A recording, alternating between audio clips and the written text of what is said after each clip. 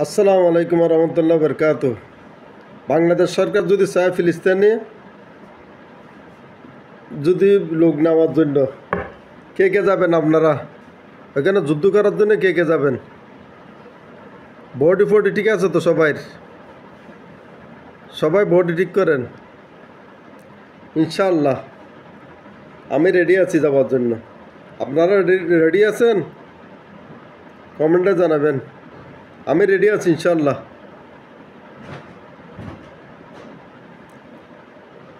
আমি একদম সব দিক দিয়ে রেডি যাওয়ার জন্য।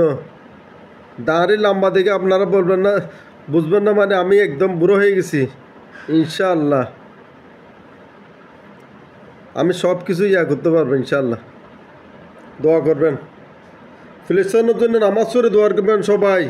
নামাজ পড়ে সিজদার মধ্যে দোয়া করবেন, সিজদাতে দোয়া করবেন সবাই।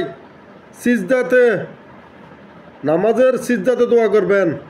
যদি ফিলিস্তিনকে ভালোবাসেন নামাজ পড়েন, নামাজ পড়ে সিজদাতে আল্লাহর কাছে চান।